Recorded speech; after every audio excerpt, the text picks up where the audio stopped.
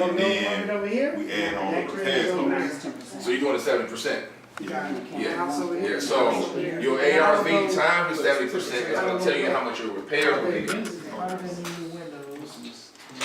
They don't need one.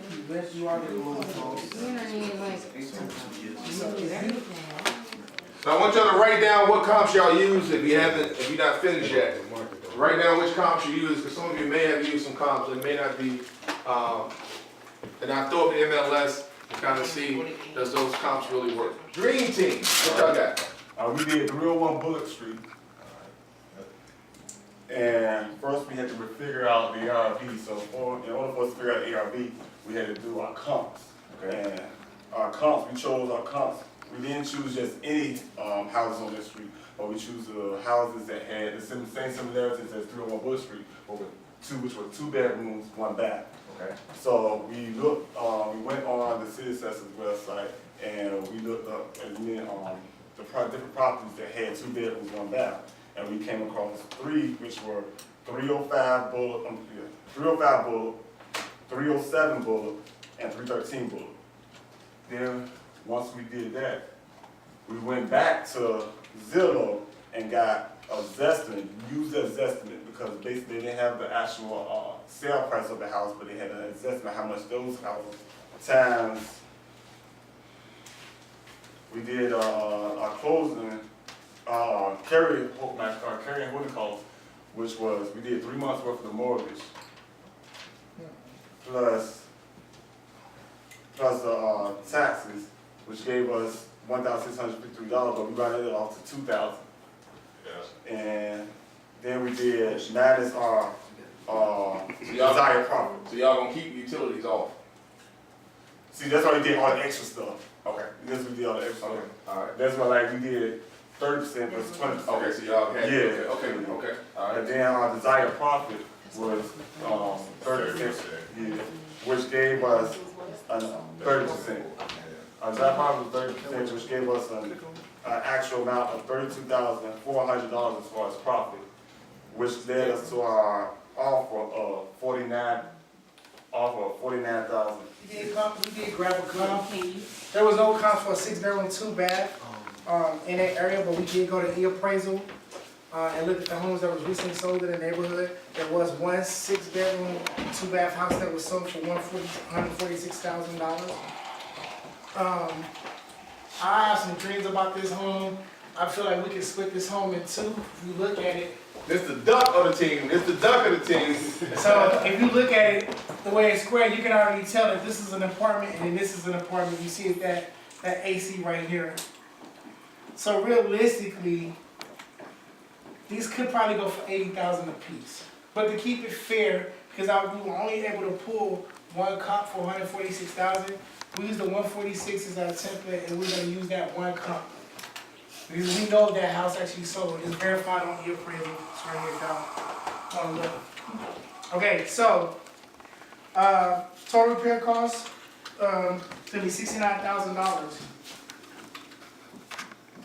So we factored in it's gonna be able to rehab both sides of this place. As you can see right here, they had some roof damage. The rafters are gonna. So you're all looking to make it a 2-unit, Yes, okay, instead of a single family, right. okay? And then on the end of the neighborhood, if you scroll to the end of the neighborhood, they actually have one that's set up where it has 2 separate sides and 1 entrance. Okay. So it could work. Carrying cost is gonna be $43.80. So we factored in that was 14. What was it? 1480 for 3 months.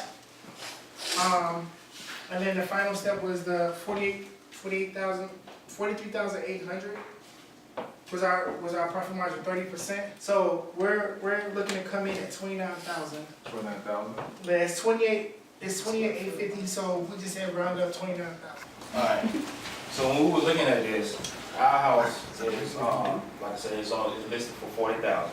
Our comps was 164.9 and 120.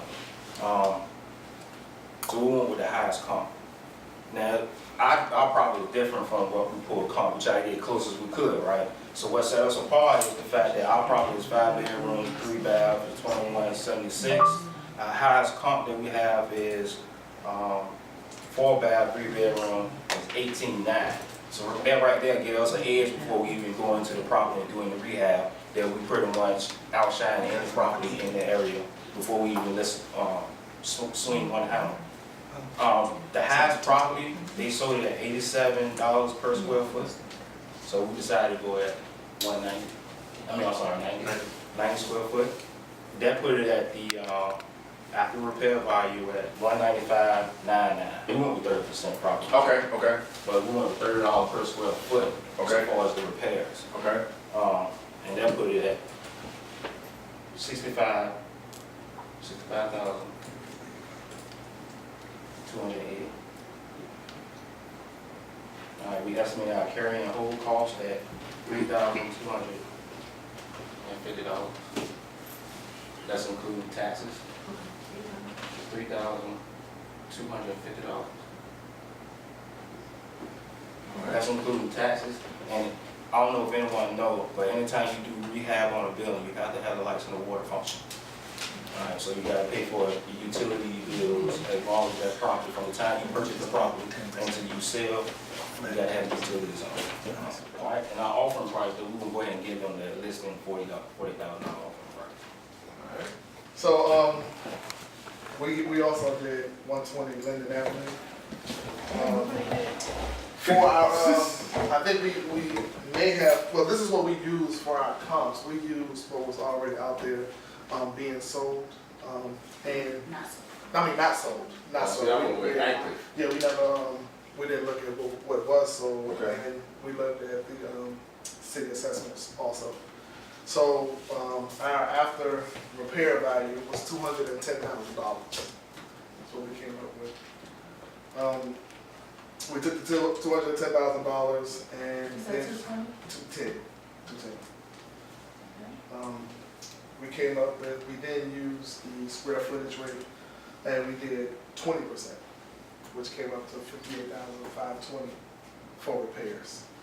Because we added in the roof. And, I'm sorry, and we added in $15,000 for a new roof. Okay. That's how we came up with that. That's how we came up with 520 days. We then came up with, we did the 10% for the closing costs, and that came up to $21,000 for the closing and the holding costs. And we did a 30% profit rate, $63,000. Man, like that 30%, boy, like that 30%, that's good. $63,000, which was $63,000. So our max offer rate that we said, even though it says 40, of course we were going to go lower than 40, not knowing, but our max would have been $67,480.